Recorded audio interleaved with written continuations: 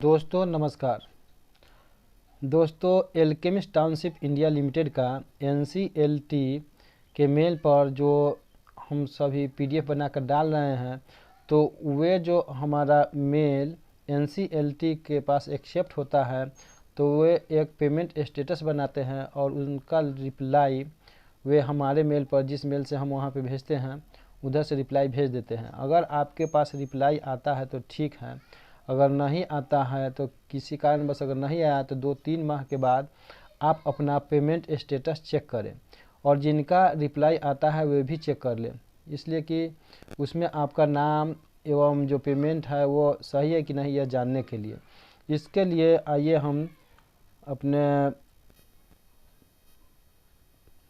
अपने मोबाइल से, या आप अपने सिस्टम है अगर आपके पास, तो सिस्टम से हम अपने क्रोम ब्राउज़र पर जाते हैं और क्रोम ब्राउज़र से या गूगल से हम पेमेंट स्टेटस चेक करने के लिए क्रोम ब्राउज़र पर atilinsolvency.com डालते हैं और डालने के बाद ओके करते हैं। ओके करने के बाद उसमें आता है एल्केमिस्ट टाउनशिप इंडिया लिमिटेड, इसको फिर ओके कर देते हैं। इसको ओके करने के बाद में इस अनुसार से पेज खुल जाता है। इसमें आता है एक क्रेडिटर लिस्ट और दूसरा आता है क्लेम करेक्शन। तो हमें क्या करना है कि सभी पार्टी को क्रिएटर लिस्ट है, इसमें जो है कि जितना हम जो यहाँ से डालते हैं वो पेमेंट स्टेटस बनाते हैं, वो स्टेटस इसमें लोड हो जाता है। जैसा कि हम आपको एक बार दिखा देते हैं। जो इस प्रकार है, यहाँ खुलता है और इसको फिर ओके करते हैं। ओके करने के बाद में ये डाउनलोड करने के लिए मांगता है और ये बहुत आसानी से 2 से 3 सेकंड में डाउनलोड हो जाता है और ये आ गया। इसमें फर्स्ट में जिस अनुसार से दिया है कस्टमर ID, एप्लीकेशन नंबर, उसके बाद में पार्टी का नाम लिखा हुआ, उसके बाद में लिखा हुआ अमाउंट क्लेमेट, माने हम कितना अमाउंट का क्लेम किए हुए, और उस माने यहाँ मेरा जमा है। उसमें आता है अमाउंट एडमिटेड, माने वहाँ से जो पेमेंट बना है वो कितना बना है, इस अनुसार से है। अगर आपका जो पेमेंट इसमें जैसा कि एक व्यक्ति का दिखा रहा है 20,000 जमा है, उसका 22,700 2 लाख रुपया जमा है, उसका 2,27,178 रुपया क्लेमेट एडमिटेड अमाउंट बता रहा है। तो इनका तो जितना जमा उससे ज़्यादा बता रहा है, तो इनके लिए दिक्कत नहीं है। इनका अगर नाम सही है तो ये ठीक हो गया, क्लेमेट सही है। लेकिन अगर किसी भी कारणवश किसी व्यक्ति का अगर इस लिस्ट में नाम नहीं है, तो इसमें बहुत सारा लिस्ट है, उस सब लिस्ट में भी हम खोज सकते हैं, लेकिन इससे आसान तरीका है एक खोजने का अलग। लेकिन अगर यहाँ पे अगर आपका क्लेमेट अमाउंट जैसा कि यहाँ पे दिया हुआ है 2 लाख जमा है, 2,27,000, अगर 2 लाख जमा है, अगर 2 लाख से कम अगर मेरा क्लेमेट अमाउंट हो जाता है, तो उसके लिए हमें क्या करना है ये भी हमें जानना जरूरी है। इसके लिए हम फिर यहाँ से बैक हो जाते हैं और बैक होने के बाद में यहाँ पे देखते हैं आसान से खोजने का तरीका। इसके लिए हम लोग क्लेम करेक्शन में जाते हैं और यहाँ पे किसी भी व्यक्ति का कस्टमर ID और एप्लीकेशन नंबर डाल देते हैं। डालने के बाद में उसमें खुल जाता है। खुलता क्या है कि जिस अनुसार से हम डालते हैं तो उस पार्टी का नाम आता है और उस पार्टी का जो निवेश अमाउंट है सो जाता है, क्लेमेंट जो पेमेंट स्टेटस बनाए हुए वो आता है। जिसे उस पीछे जो हम एक पार्टी का देखे उसमें 2 लाख रुपया जमा था और 2,27,000 पेमेंट था, तो उस अनुसार से उसका बढ़ा हुआ अमाउंट आया तो वो अच्छी बात है। लेकिन अगर किसी कारणवश उससे कम बना हुआ अमाउंट आता है तो उस समय हमें उसके लिए फिर दोबारा से PDF फाइल बना करके और आवेदन करना है। उसके लिए एक साइट है। अगर और किसी कारणवश वो मेरा कम बन गया है तो उसके लिए हमें फिर दोबारा से पुनः उसको, या किसी व्यक्ति का इस लिस्ट में नाम नहीं है किसी कारणवश, जो हमने इससे पहले जो लिस्ट बताए हैं चाहे क्लेमेट अमाउंट में नाम नहीं है, तो उसके लिए है कि 2-3 महीना वेट करें। 2-3 महीना के बाद भी अगर आपका उसमें नाम लिस्ट में नहीं आता है तो पुनः आपको दोबारा आप अपना आधार कार्ड, जो निवेशक है, Aadhaar card, PAN card, bank passbook, certificate जो आप फिक्स किए थे वो एल्केमिस्ट टाउनशिप वाला, और CA फॉर्म भर कर एक PDF बनाकर जो ईमेल ID है, जो पुराना ईमेल ID है जो CIRP उस पर डाले थे उस पर नहीं डालना है। जो एक बार डाल चुके हैं तो उसमें नहीं आया तो दोबारा बार डालने के लिए इसमें इसलिए डालना है कि इस पर वे लोग थोड़ा निगरानी से देखकर और इसको जल्द कर देते हैं। तो इसलिए CA फॉर्म भर करके PDF बना करके जो एक ईमेल ID है उस पर डालना है। वो ईमेल ID है help@atil@gmail.com। इस वाला ईमेल ID पे आपको डाल देना है। और जो डालना है तो उसमें सब्जेक्ट में आप अपना नाम लिख देंगे, और अगर आपके पास नहीं पहले से आवेदन किए हुए हैं और अगर वो नहीं आया है तो उसमें यह लिख देना है कंपोज मेल में कि यह पहले से आवेदन था, जिस माह में आप किए थे उस माह में नहीं हुआ, इसका हम दोबारा डाल रहे हैं। अगर आपका नाम में गड़बड़ी है तो आप नाम सुधार के लिए उसमें लिख दीजिएगा। और यदि अगर आपका पेमेंट में गड़बड़ी है तो अगर पेमेंट गलत है तो उसके लिए आप पेमेंट गलत का लिख करके और जो आपका जो अमाउंट डाला हुआ है, जो निवेशित अमाउंट है वो वाला लिख दीजिएगा। और जो उधर से अमाउंट बना के आया हुआ है एडमिटेड अमाउंट, मान लिया कि जैसे आपका 10,000 जमा है, अगर 8,000 का एडमिटेड अमाउंट आया हुआ है बन करके, तो आपको तो कम आ गया, तो इसलिए उसमें ब्याज तो नहीं दिया रहा है, गलत हो गया है किसी कारणवश। तो उसके लिए आपको करना क्या है कि 10,000 चाहे आपका जितना भी निवेशित अमाउंट है उस अमाउंट को लिख देना है क्लेमेंट अमाउंट में। और एडमिटेड अमाउंट मेरा 8,000 हो गया है, इसको सुधार करके और जो मेरा बन रहा है क्लेमेंट एडमिटेड अमाउंट वो कर दिया जाए। इस अनुसार से कंपोज मेल में लिख करके भेज देना है। जिनका नाम गलत है वे सब्जेक्ट में लिख देंगे कि नाम सुधार के लिए, और फिर कंपोज मेल में लिख देना है कि हमारा नाम ये है और सही गलत नाम ये है और सही नाम ये है, ये सुधारा जाए। और इस अनुसार से हम बना करके और फिर ये जो हेल्पलाइन वाला मेल है इस पर अगर हम डाल देते हैं तो इसमें डालने के बाद वहाँ से त्वरित कार्रवाई करके वे लोग वहाँ से हम ये भेज देते हैं।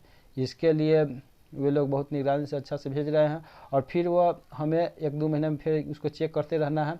अगर मेरा क्लेमेंट अमाउंट या नाम अगर सही होकर के आ जाता है तो अच्छा है, नहीं तो फिर इसमें जो फ़ोन नंबर दिया गया है NCLT की तरफ से, देवेंद्र सिंह की तरफ से, कि जो उनका फ़ोन नंबर है उस पर आप आराम से बात करके उसका जो भी समस्या आप सुलझा सकते हैं और उस अनुसार से इसको आप दे सकते हैं। इसके लिए जो हमें वहाँ के मेंबर से बात हुआ है उसका थोड़ा सा अंश हम आपको सुना रहे हैं। जो हम उनके यहाँ बात किए उसका जो अंश है वो आपको हम सुना रहे हैं। बोल रहे हैं मैम कि जैसे मान लीजिए किसी का हम लोग यहाँ से भेजे उस मेल पर और वहाँ पे लिस्ट में नहीं दिखा रहा था, फिर उसको दोबारा भेज दे। कब मेल किया था आपने? मेल तो मार्च या अप्रैल में किए थे। मार्च अप्रैल में किया था जी। तो ठीक है, आप इसको मेल करवा दीजिए। आप मेल आईडी लिखिए एक, या तो मुझे व्हाट्सएप कर दीजिए इस नंबर पर, क्योंकि कई बार ऐसा होता है लिखने में गड़बड़ हो जाती है। जी। ये मेरा ना व्हाट्सएप नंबर है जिससे आप बात कर रहे हैं। जी। तो आप इसमें लिख के डाल दीजिएगा कि मुझे कंप्लेंट आईडी सेंड कर दीजिए। वो कंप्लेंट आईडी मैं आपको भेजूंगी, उस पर आपने कंप्लेंट लिख के डालना है।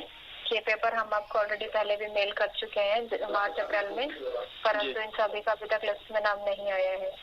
जी। हाँ, तो फिर आपका काम हो जाएगा, उसका चेक करके उसको लिस्ट में ऐड कर दिया जाएगा। जी, तो वो कंप्लेंट आईडी पे भेजना पड़ेगा जो भेजे और नहीं आया से।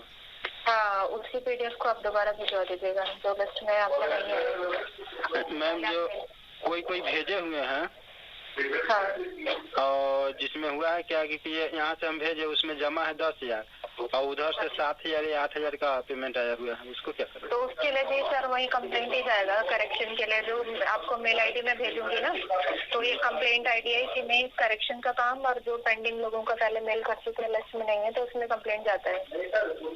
तो दोनों एक ही मेल पर भेजना पड़ेगा? हाँ, दोनों एक ही मेल पे, पर अलग अलग मेल डालना पड़ेगा आपको। जैसे जिन लोगों का लिस्ट में नाम नहीं है उनका अलग से डाल देना PDF आप, और जिनका सुधार का काम है उनका अलग से मेल डाल देना आप। जी, तो जैसे मेल में वही डाला जाएगा सर्टिफिकेट और पैन कार्ड, आधार कार्ड और बैंक पासबुक सब मिला करके? हाँ, सेम जो PDF आपने पहले भेजा था ना, मैं वो आपको कह रही हूँ, उसी को भिजवा दीजिएगा। जैसे आपने भेजा था ना वो फॉर्म चाहिए भर के, उसके साथ जितने भी रेलेवेंट डॉक्यूमेंट्स थे सब, जी, तो वो सभी उसी PDF को आप उठा के सेंड कर दीजिएगा। जी ठीक है, उस पर केवल लिख देंगे अच्छी कंप्लेन में लिख देंगे कि इसका पहले भेजे से नहीं आया है लिस्ट में नाम। हाँ, और इसका भेज देंगे कि इसका करेक्शन है पैसा का। हाँ। जी ठीक। और बोल रहा है मैम कि ये वाला आईडी दे दीजिए ना हमको। कौन सा वाला? जैसे जो ये कंप्लेन आईडी भेजना है वो वाला मेल, उसी पे तो भेजना है अपने डॉक्यूमेंट्स को। कंप्लेंट आईडी पे डॉक्यूमेंट्स को भी भेजना है, और कंप्लेंट आईडी पे आपने करेक्शन का काम भी करवाना है कि हमारा जो है इन डॉक्यूमेंट PDF आप उसमें अटैच कर दीजिएगा जिसका लिस्ट में नाम आ रखा है। ये PDF का नाम जो है लिस्ट संख्या इतने में नाम है, परंतु उसमें जो है ये प्रॉब्लम है, इसमें अमाउंट कम है, इसमें नाम गड़बड़ है या एप्लीकेशन नंबर गड़बड़ है, या जो है जैसा ऐसा होता है कि फर्स्ट पार्टी की डेथ हो गई तो जैसे नॉमिनी के नाम से क्लेम किया था, नॉमिनी की जगह फर्स्ट पार्टी का नाम आ गया, तो वो सब कंप्लेंट इसी पे जाता है। वो आपने लिख के डाल देना, जो भी प्रॉब्लम होगा वो अपने आप चेक कर लेंगे फिर। जी ठीक है। बोला तो उसका ईमेल आईडी पर भेज देंगे, तो ईमेल आईडी थोड़ा बताइएगा ना। हाँ, मैं आपको वही कह रही हूँ, आप एक काम कीजिएगा, लिखना है तो आप लिख लीजिए, बाकी अगर आपको व्हाट्सएप के थ्रू सेंड करना है तो वो बता दीजिए। जी व्हाट्सएप पर भी कर देते हैं, ऐसे लिखा दीजिए ना। हाँ, लिख लीजिए हेल्पलाइन HELP LINE लाइन जी ATILA T for telephone ATIL अतिल @gmail.com, हेल्पलाइन ATIL@gmail.com। जी ठीक है जी। बोल रहे हैं मैम कि इसमें एक तो आपका सोल्वेंसी वाला जो खोल रहे हैं, अतिल सोल्वेंसी, तो उसमें आता है एप्लीकेशन नंबर और एक तो क्या है वो वाला आवेदन नंबर डाल कर जी वो खोजने पर तो किसी का नाम आ जा रहा है, किसी का नाम नहीं आ रहा है, तो नीचे में चेक हेयर में ओके करने के बाद में उसमें आ रहा है कि नाम में करेक्शन है या पैसा में करेक्शन है, तो पैसा में करेक्शन वहाँ पे पैसा का करेक्शन मार करके वहाँ से मार देंगे तो हो जाएगा। वहाँ से थोड़ा सा प्रॉब्लमेटिक हो जाता है करेक्शन करने में, आप उसको हेल्पलाइन पे डलवा दीजिएगा, उसका मेल भी सेम इसी पे आता है, पर वो थोड़ा सा उसका प्रॉब्लम हो रहा है उसको सॉर्ट आउट करने में, तो आप नॉर्मली जैसे मैंने आपको बताया ना वैसे कीजिएगा, हेल्पलाइन पे मेल डाल के आपका जल्दी हो जाएगा। और फॉर्म सबका वो है CA फॉर्म ही रहेगा दोनों में सबके साथ, जैसे फॉर्म आपने भरा हुआ था ना, पूरा सेट बना रखा था जी ठीक। फॉर्म भर के उसके साथ बॉन्ड, बैंक पासबुक, आधार, पैन कार्ड, सब डॉक्यूमेंट जो लगा रखा था, तो उसी PDF को आपने भेज देना है उस पर, ताकि वो डॉक्यूमेंट्स को खोल के चेक कर लें कि कहाँ पे प्रॉब्लम आ रहे हैं। जी ठीक। ठीक है सर। Okay okay sir.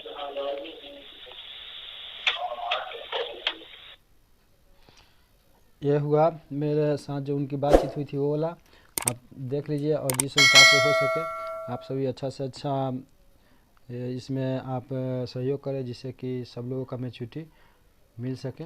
धन्यवाद।